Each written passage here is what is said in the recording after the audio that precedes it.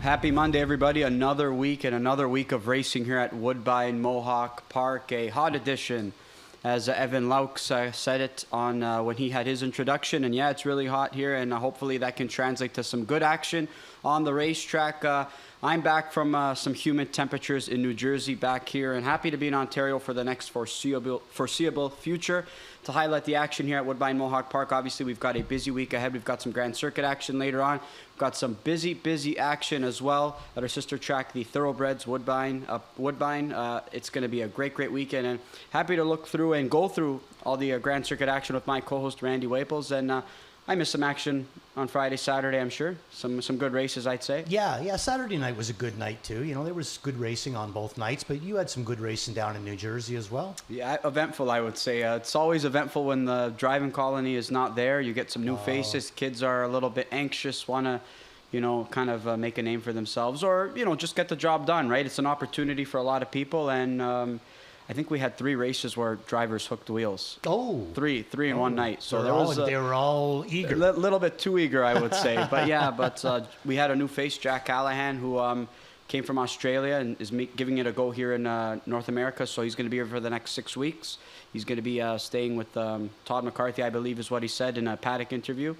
And he got the job done with 2 wins. So nice. He actually made the most of the opportunity. And you never really know it's tough to make the transition here though, Randy. Yeah. Like even if you're doing well abroad, like you come to North America, it's a tough driving colony. It is a tough driving colony. Speaking of drivers colony there, what about our sometime co-host? Did you hear about his night in Kawartha? No. Ralphie Boyd. That's right. 6 wins. That's right, tied. 6 Yeah, wins congrats to him. So Yeah. next time you see Nick Boyd sitting here, it's not just a matter of him coming up with nice handicapping. He knows how to drive a horse, too. He does, yeah. Big night for him, obviously. And he always does an exceptional job there. He's one of the Kawartha ambassadors there, right? Mm-hmm.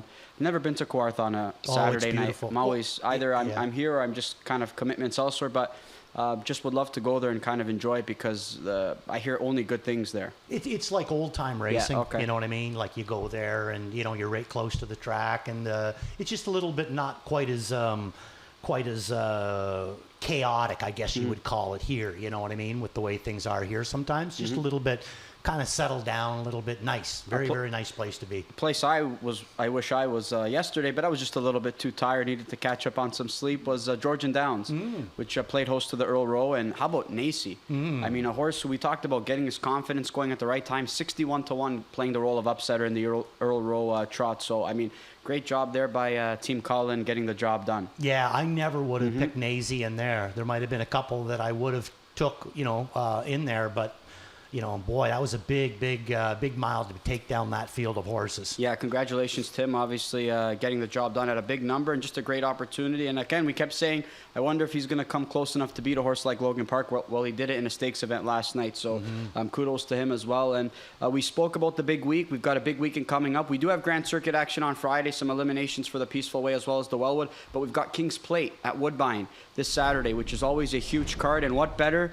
to partake in the action than the HPI Bet app. It's so easy to download. You got facial recognition. You can sign in just by looking at your phone. That easy. So, anytime you can kind of access an ADW that easily, it just gives you more opportunity to punch in some wagers in case you want to wait till the last minute, like a lot of folk.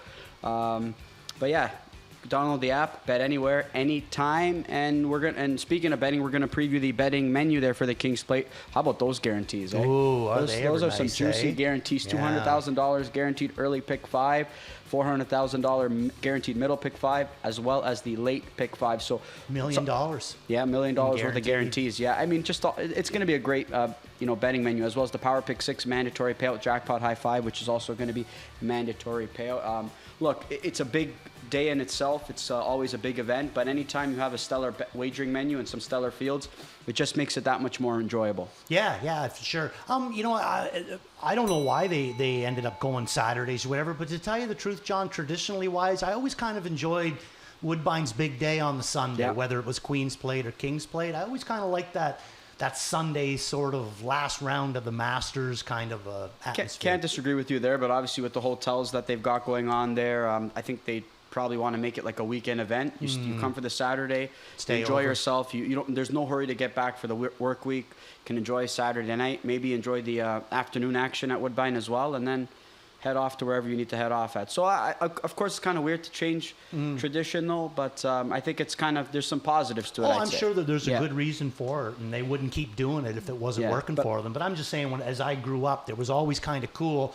On a Sunday afternoon, you could fire on CBC and watch the Queen's Place. Selfishly, I'd love it on a Sunday because I could attend it and at least go and enjoy myself there on a big night.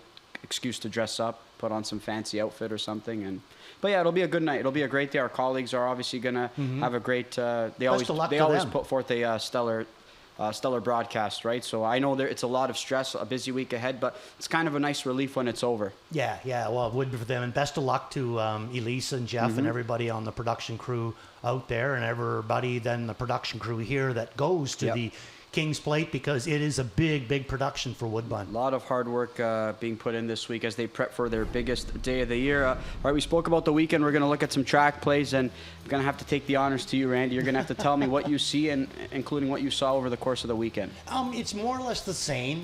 Nothing's really changed. You see your odd race, like look, race 11. They were 10th at the half and still 7th at the 3/4. But that was that mandatory payout there, that one. So it seemed like we had.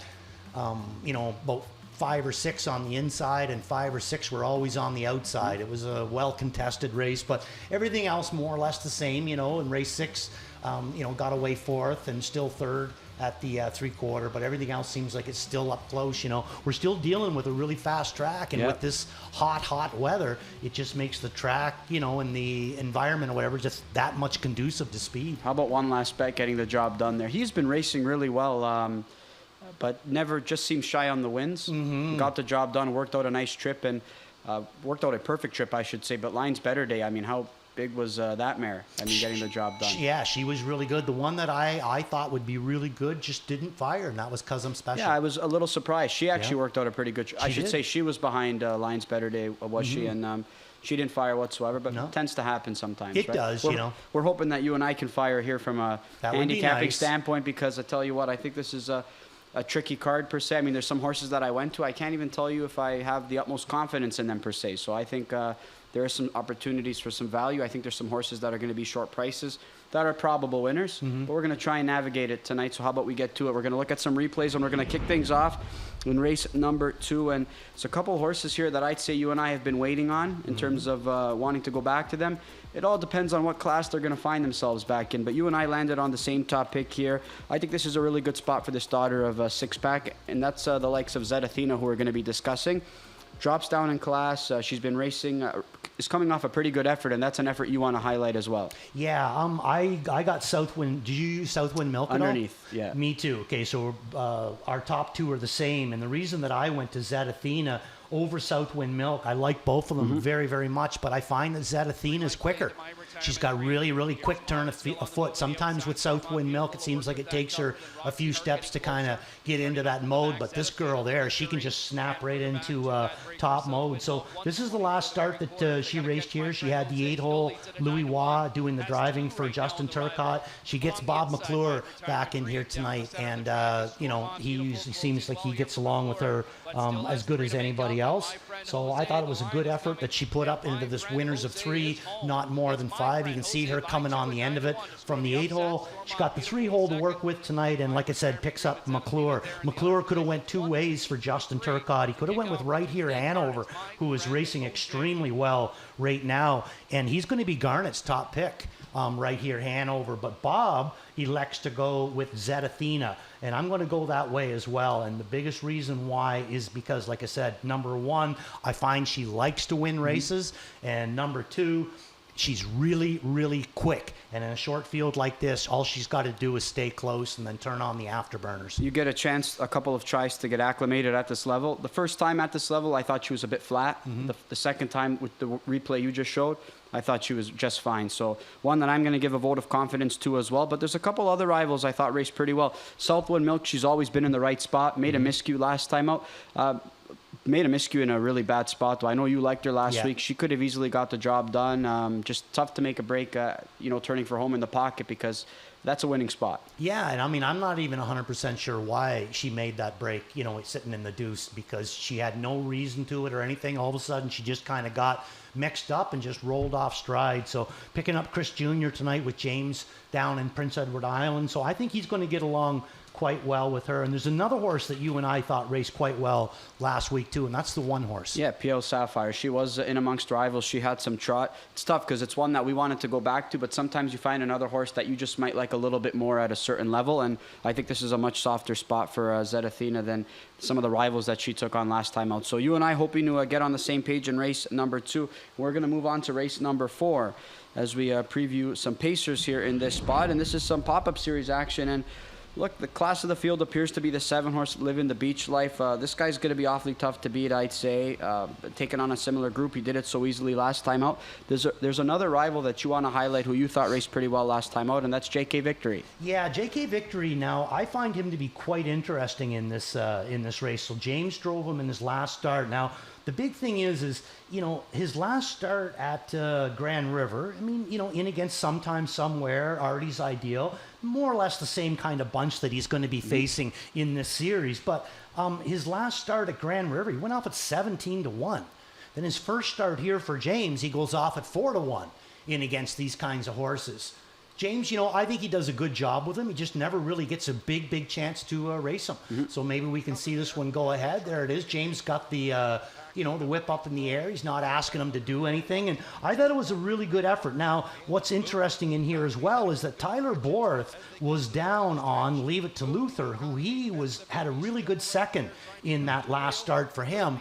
But he elects to go with JK Victory. So this to me is, like I said, I'm not going to say it's locked in, but I don't think it's a bad, every time he asks him, he moves forward. There's separation in behind him. He's not going to be able to get to them. But what gets me, John, is I'm just kind of curious at why Tyler would go to this guy as opposed to go back to Leave It to Luther, who I have in for third. So in my numbers are going to be 7, 5, 2, Leave It to Luther, and then I'm going to throw Ulysses in on the bottom, 9-hole. But I think he's racing good right now. I think that was a little bit too quick early on for JK Victory. I mean, he had to leave out there hard, 26 and change first quarter, had to follow some quick speed. I think he's classier than the two. I think maybe that's ultimately what it comes down to. But I'll tell you what. You're right, because it does add an element of intrigue when you see a driver who races good with one horse opt for another one that he hasn't sat behind for a few starts. So middle of the gate draw, maybe he can sit a trip and play the role of upsetter, but they're going to need to find a little bit more to beat Living the Beach Life, because this guy, I mean, some horses, Randy, we've seen, they're classy. They struggle a little bit, and they find themselves in the pop-up, and then they find confidence again. I think that's what we're going to see with this guy. I agree. Yeah. I think there's a few horses in the next couple of weeks you're going to see them down in these pop-ups and that, and they're going to grow, a whole new life. Where did you go in race 4? I went to Live in the Beach Life. Okay. Yeah, I just going to find him way too tough to beat, I'd say. But, you're going to get a price, though, if you can find a way to beat him. But one that I'm going to go to, I think we might see a clean sweep in that regard. There's our thoughts on race number 4, and we're going to move on to race 5. That closes out this early pick 5. We've got a nice field of trotters here, Andy. We've got some horses dropping down. We've got a little bit of a mix. To me, I went to the middle of the gate because, quite frankly, I view this as a drop down for Safe Conduct. I mean, you can even see the way the class was written. Also eligible non-winners of $45,000 in 2025. There's a few rivals that kind of fit that class, but Safe Conduct, the last time we saw him in pari-mutuel action, he was in the preferred, and he won the preferred 2 starts back when we saw him in action. So I know he's coming off a pair of qualifiers. Qualifiers or not, I think this is going to be a great spot for him to kind of get back in the win column, I'd say. Yeah, well, I mean, if you take away the fact that he's missed a little bit of time, you're looking at a horse with $47,000 made in his last 5 starts in non-winners of $17,000. Yeah. So I agree with you. I think it's a huge class relief for Safe Conduct. Middle of the gate, that helps as well. Big thing is, what's Chris going to want to do with him? So I threw him in for second. Okay. I went him. I went Emoji Hanover. Cool. Now, this is kind of a risky play on my part. She's got the 10-hole, all the talent in the world, this girl. And, her last start, not a whole lot done down at the Meadowlands. The start before that, we're going to show you that one for my top pick in here. And, John, I think that she's a winner. Let's take a look at this. I say she's a winner, and she jumps it off, and I don't know why she did that. Then her next start, like I said, she goes goes down to the Meadowlands, doesn't do a whole lot there, trots a middle half in 55 seconds. Maybe that was enough to do it. And then she's coming back here. 10-hole or not, I'm going to take a chance because look at her here, John. I mean, nobody can get to her. She is the best. We're well into the last 8, and then she just rolls off. And at no point was anybody in this race going to be able to get to Emoji Hanover. And, you know, you had Fadeaway Hanover, you had Southwind Milk in there, My Retirement Dream. You know, she was just playing with them, and then she runs. So I don't really know what's kind of going on with her, but I think that the talent is all world, and I'm going to go with her. Now let's take a look at the last qualifier, August the 1st, for Safe Conduct. And he was a winner in here. The horse that he was second to in there, Foxy, or that was second to him in there, Foxy Amy, with the big second on the weekend in the gold. You know, that's one of her better appearances in the gold. But here's comes Safe Conduct to the wire. James McDonald in the bike for Chris Jr. And boy, he is just sitting on this guy. You know, no issues whatsoever. He's going whatever James wants him to go. Foxy Amy, like I said, in behind. You know, Paul's just kind of sitting on her, but I think we could all tell there wasn't going to, if there was a race, you know, she was not going to win that race. I think that's the most intriguing thing for me about that qualifying try was that James McDonald was aboard, right? I mean, curious to see if when James does come back, if this is going to be a drive that Chris and Camilla are going to be giving James the opportunity to sit behind. This guy's had talent from the start, right? It just had some quirks, hasn't always put together consistency. Did he win the super final? I want to say he did. I think he did. Yeah, I think he did. Yep. Yeah, at fairly big odds too. There was somebody in there he wasn't supposed to be. Yep, and obviously he's turned out to be a really quality aged horse, but he's putting it together now. It took him a little bit of time, but he's finally piecing it together. But to your point about Emoji Hanover, that was the night that Drawn Impression also raced, where Osceola picked her off. She looked a little bit rambunctious in post parade. You could tell the way Louis was driving her that she was full of herself. I'm not sure he wanted to clear as early as he did to go to the front. I think that was the mare just saying, I want to go. Emoji Hanover was also rambunctious in parade. I remember we were analyzing the race, and she was throwing some fits out there. And you know, Louis handled her aggressively. She was the class of the field. But again, I think that was just her. You know, maybe it was a son of or a green shoe progeny doing some green shoe things. I think that's just maybe what it was. But she usually is pretty calm out there. But she was a little bit rambunctious. She was, and you know, I mean, we've seen her where she's not rambunctious. We've also, I'm going to honestly say that I think that her best miles have always been from off the pace, not necessarily on it, but she sure was going to do some damage in that race until she jumped it off. And it wasn't a matter of her jumping it off because Louis chasing her. He never chased her. He never did anything. She just rolled off. So I'm just kind of hoping that Luc Belay has her better to go tonight. I think that there's a really, really deep bunch, but I think that her talent is just as much as anybody in this race. You're going to get a better price than you did on July 22nd, mostly because this is a better group that she's taking on. I thought she was the class of the field last time out. I think, you know, she's taken on tougher rivals throughout, but 10-hole with a tougher group. So you're going to get a pretty good number, I'd say, if you're backing Emoji Hanover, one that I think is going to have a good chance if she's in a pretty good spot. So we never even touched on Quebec Hanover, who's got a great shot to dropping down in class. Good group. Yeah. We're going to go Pemberton, Paul Walker. Very good group. When he's on his game, we know what he's capable of. We're going to move on to race number 6. This kicks off the late pick 5. This is a competitive group, I'd say, on paper. I think, you know, the logical contenders are all the morning line selections, all the ones that are hovering around. But a couple horses coming off some good efforts. I think one of them being Forefather. That's going to be my top pick in this spot. What about you? Forefather as well. Cool. Let's take a look at the replay on him because I got him down as sneaky good. You? Yeah, same with me. Yeah, same kind of thing. I think you kind of had to really be watching him, you know, down on the end of it. So Billy Davis driving this night at odds of 10-1. Billy Davis also out in Prince Edward Island right now, but he's going to do a good job with Forefather here. He's going to be coming hard on the end of it. I got JMR Speakaway in for second. You know, Billy had a choice to make. He goes with JMR Speakaway. I can see that. He's got, you know, a little bit more options with this guy. He can leave with him, whatever. But Forefather, to me, is really, really good right now. You can see Billy starting to ask him a little bit. Horse coming on the outside, he senses him coming and he goes right with him. All of a sudden he finds another gear again and here he comes. That's the big thing with Forefather, John, is we need once in a while, you need with him, you need a horse to be coming on like from behind him to drive him on because he's usually the one with the most legs on the end of it. He's the one passing horses. You need one to kind of come with them, and when they do, he can usually find another gear. And I think that's how we can get him to the winner's circle first. Yeah, and Billy opting to go to JMR Speakaway in this spot. I think a horse horse who's dropping down in class. He's a handy horse. He's done some good things with him, sitting aboard him. So I could see why he's jumping off Forefather, but I think that's going to maybe help elevate the price a little bit now that Billy's opting for another rival in this spot. So that's the way we look at race number 6. That kicks off the late pick 5. We're going to look at race number 7 now, and got 5-year-olds and youngers, non-winners of 18,000 lifetime. You know what? I find this to be a group where 2 horses kind of stand out to me, Randy. I see Pac-Man Hanover and Shining Moment. I haven't seen Shining Moment being able to kind of piece it together lately. We've seen some miscues from this guy. We saw a shoeing change in his most recent. I think he went to flip-flops in that outing. He was in a pretty good spot, just didn't fire.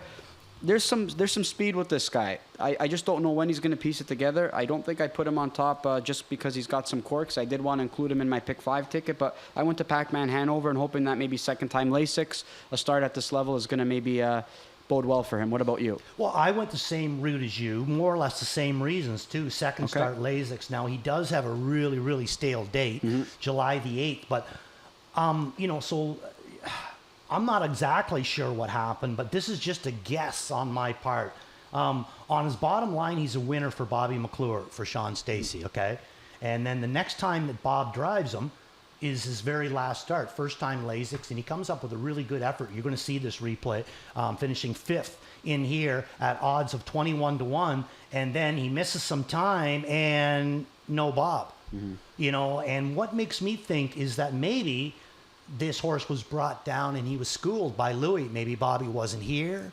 Maybe they just trained him. Louis also stabled at the same place as where Stacey's is, at First Line, Joe Stutzman's place. Maybe he trained him a fast mile for them. I don't know. But all of a sudden, Louis shows up, which makes me think that somewhere between the time Bob drove him and tonight, Louis has sat behind this guy and gone a fast mile with him. So this is the way that I'm going to go. We're going to show you this replay. Like I said, Bobby McClure driving him this time. He's got some go on the end of it. No efforts with these ones. But first time Lasix, this is the way that I like to see it done. And like I said, all of a sudden now, no McClure. And that was the last quarter. They have him charted as 25-3. First start Lasix, you would have to think the second start Lasix is going to be even better. So I think there's a lot pointing towards Pac-Man Hanover, but there's also a big riddle there too. Is he coming in with a stale date? Yeah, I'm just going to take a shot with him and hope that he's ready from a fitness standpoint. Stale dates don't kind of scare me the way they used to anymore, right? I think, like you said, so many of these trainers can get some training miles, some schoolers into them. I'm just hoping that this guy can be put in a pretty good spot and get the job done. Like I said, I'm not confident in anybody in this group, though. The big thing is like a lot of times, too, when we preach on stale dates, it's usually when they're in over their head or really have to be maxed out. It's important that they're on that 7-day rotation, but he's racing in this buffer up to non-winners of 2. So I mean, I don't think he like John said, I don't think he has to be cracking tight to be on it. But to me, that is the biggest riddle of him, is that the July 8th, and all of a sudden Louis shows up. All right, there's our thoughts on race number 7, and we're going to move on to the last race of the night, race number 10. And speaking of horses in good spots, I'd have to say that the 4-horse Mastercraft isn't this a good spot from a drop down in class, a much better draw to work with? I mean, it's going to be tough to beat him, you would think. Well, I'll put it to you this way. I used him on top in both of his last starts, and I liked the class that he was in. The big thing that I needed to see is I needed him to come out of the gate, because he was not going to beat those horses coming from off. And, they elected not to leave with him. And I don't know how, I know he's got some gate speed, but I don't know how much is there. But now tonight, no 8, no 9. He drops right into the 4. So I think this is the best post position that he's had, and probably, since that last, his bottom line. Where he had the 5-hole in that start, and he ends up coming up with a nice win. Chris Jr. subbing, coming out of there 27 and change, landing in the 2-hole. So I think that Trevor's got many ways that he can race Mastercraft. All he's got to do is show him fresh air. Yeah, I think it's just going to be, again, everything going his direction here. He's going to be a short price, but just unfortunate because you've been backing him when he's been a pretty good number, but the trip scenarios just haven't worked out in your favor. But nevertheless, we're going to show his effort in his most recent, right? No, July 29th. Back. Okay. Yeah, the last one there, I thought it was okay, but I thought this one was a little bit better. He made a little bit more, movement on the end of it, I guess you could see. But he's, he's knifing his way down here with him right now. You can see him with the red blinkers, and this is about as far as he gets to go. This is the kind of the way he's been getting racing. Look at the shoulders on on Trevor. Now he finally gets some movement, but he's not really the type of horse that I think is just going to snap into a real fast gear. I think he kind of has to more or less grind himself into top gear. So again, my big thing is I think that if he leaves with this horse tonight, it's over. Send it. Send your chips. Yep, he gets the job done here. I think he's going to reach over. He's going to reach over 300,000 lifetime. He's had a nice career. This is a really nice trotter. Versatility, has worked his way up at the preferred level. I think something we probably expected when we saw him compete as a rookie and a sophomore, because we always knew the talent was there with this guy. But it's not easy to get the job done, as you can see. You know, at the preferred ranks. But a horse that, even though he wasn't hitting the board, still putting forth some good tries. So there's our thoughts there on race number 10. That closes out the late pick 5. And we're going to look at some stats and standings here over the course of the last week. And who's on the driver's list. There you go. James McDonald, Louis Watt, Trevor Henry, and Bob McClure. Big week for James McDonald. I have a feeling he probably maybe might not show up on the list next week, given a couple of missed days and some vacation that he's enjoying. Yeah, no doubt about that. Now, do those include the wins from the East Coast there, or just the ones here on our circuit? Just the ones here. There you go. Okay, yeah, big week there. But these two guys, you know, they've also, you know, big weeks in there as well with them. You know, anytime that you can get your win percentage as a driver even close to 20%, you're having a heck of a go. How about the job with Bright Green that Louis Waugh was able to, that mile, 52? If I'm not mistaken, did he mention that he removed an ear hood? Yeah. Now, I asked former Judge Chad Brosima, our protege, you know, our guy, and he says that that's not a change. Okay. Now, me personally, and I don't want to see anybody get fined, but if you're always looking to come up with ding-dong rules that you want to bring in and then a few years later toss out because they were asinine, how about bringing in a rule like that? Because you're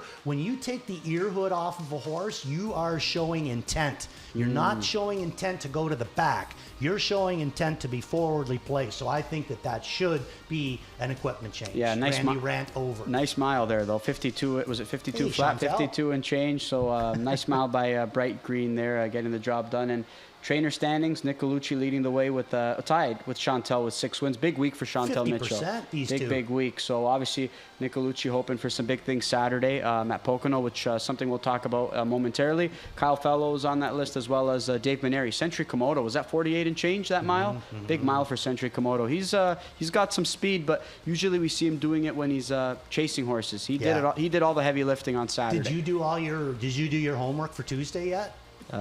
Halfway done. Did you come to the race where there's 2 Dave Maneri? I did not. Oh, is that the new recruit, Artful Dodger? Yes. Okay, no, not just yet. It'll be interesting one very, as well. Very interesting for sure. One we'll get to highlight tomorrow night. Okay, there's a look at the stats and standings. We're going to look at some early pick 5 tickets, and we're going to look at your ticket. That's more like it. 3 singles. There you go, John. We're single city. In all my multis tonight, So race number 1, I'm going to single it with Artie's Ideal. I've used him a couple of times too. Again, I think he's in a good spot, and you can see earlier Trevor Henry's one of our hot drivers, so I think he could have himself a big night tonight as well. In race number 2, I go to Zed Athena, single on her. In race number 3, I go too deep on this one. I go with my friend Jose. I was going to single him, but the rail scares me a little bit, but boy, oh boy, is this horse racing good. So I threw LMC Wagon Wheel in as well. I think he's another one that Benoit has on good form. In race number 4, single, Living the Beach Life. In race number 5, I'm hitting the all button. You know, I like Emoji, but that's the 10 hole. You like Safe Conduct, you know, some time off, coming back. I'm thinking that if anybody's able to come up with a big effort here, a tight horse might be able to get the job done. I might catch a price, so we're all in it. Your ticket gets slightly cheaper because the 6 horse is scratched. Going to be a scratch now, Dahlquist Hanover. So scratch down to a field of 9. I agree with you in the second race, though, Randy. I'm going all in on Zed Athena, a horse that I think is sitting on a pretty big effort there. I went 4 deep to kick things off, 2, 4, 7, 8. I found this race to be really tough. I thought about throwing in Artie's Ideal. That was a good effort chasing a dominant winner. Ultimately just decided to leave him off, but one that I think I could end up regretting. Race 3 I found to be tough. Look, you got a 3-year-old in LMC Wagon Wheel. I think the horse can get the job done with a trip. It was a little bit dicey last time out in what I thought was a pretty easy spot for him. So I went to all gas, no brakes, maybe as a worth a look. That's an interesting one. Middle of the gate draw, figure maybe he's ready to go. I'm going to single Live in the Beach Life. I think he's the one to beat. And I'll try Safe Conduct on a drop and pop. Again, tough race. but I'm going to hope that Chris has him ready to go. Again, just reading the classification, this is a perfect spot for him to get the job done. So, when the class is written like this, I just figure, why not? It's a good spot for him. Take advantage while you can, right? Make hay while the sun shines. Exactly. Right? We spoke about some out-of-town action, and we're going to preview the James M. Lynch Memorial for 3-year-old filly Pacers. This is what we wanted. We wanted good draws from the top two fillies in this race. No undefeated streak, no more for Chantilly, but she draws well, and I'd say she's coming to that race ultra sharp. She looked like she wanted racetrack Friday. Oh, yeah, she would definitely wanted some racetrack, no doubt about that. The only thing I would say with here is, to me, I think that Mickey and Minnie has the big advantage, only because it's Pocono. Okay. I've raced at Pocono. It's a very, very front-end biased kind of a track, and it's tough to get to the front from the outside, and it's especially tough to get it because I don't know if she has that kind of gate speed to get it, because he never really applies it. Yeah, it's curious though, because it always seems like he's never in a hurry though. No, I think that's the thing. So that's why I'm curious to see what kind of approach or what kind of trip we're going to see from this from Chantilly on the weekend. But again, hopefully both fillies coming to this race that one healthy. horse, pretty nice little. Exactly, and I think that Dave's going to want to push out and secure a pretty good trip. I mean, I could see him wanting the 2-hole, and why not, right? You want to try and be as close as possible, or sit on these caliber fillies back. And look, she's just a notch below these. She's beaten Mickey and Minnie already. She's proven some. She's got late kicks. She's got the ability. So even though we talk about those two, she's no slouch herself. No, and it's one that I think I would have thrown in because she's going to a clay track and because her form is really good right now. But unfortunately, she gets a stinker of a draw. Is Millie Mae Hanover? Yeah, I really think that she is really starting to turn a big time corner and going down to a clay track, because I've always thought her feet have bothered her on this track. She goes down there to Pocono on that nice soft track. She could have come up with a pretty big effort, but I mean, the 8-hole is going to be tough. It's amazing the difference that clay track makes, though, too. I mean, I was watching a filly of Nancy Tactor's, a freshman filly earlier on today, and watched her trotting at the Meadowlands, and she just looked so ouchy. Just wasn't trotting smooth. Good spot today. It was trotting the smoothest I've ever seen, and it's. I don't think it's a coincidence. No. That's the big thing. I mean, clay. If we were lucky, we could race on clay up here, but unfortunately we live in Canada and clay would be almost impossible to keep good up here. We never saw the graphic, obviously, but Emoticon Legacy in action as well. He's taking on Super Chapter, so we're not going to see Nordic Catcher, we won't see Go Dog Go, we won't see Maryland, but we'll see Emoticon Legacy and Super Chapter. They look like the best two in that group. Conversano, the Hambo Oaks winner, is going to be in action. Not an easy group, though. Yotilli's going to be in that race. I can't remember what the race is exactly. Is it the Del Monica? I'm drawing a blank, but she's going to be in action. So it's going to be tough to beat that Andrew Harris trained filly, because to me, she's the best filly. Undisputed best filly, 3-year-old trotting filly in North America. We just never got a chance to see her in the Oaks because she wasn't paid into it. Yeah. You can't supplement. No. So Philly, we're going to hear lots of as the season progresses. But still, we're excited to watch the star power that's going to be on display at Pocono. Looking forward to watching that card during the day before, obviously, if you in between some King's Plate action, you can tune into some Pocono, then join us for the nightcap and make it a day of horse wagering or horse racing and have fun. Who gets fun. the short straw?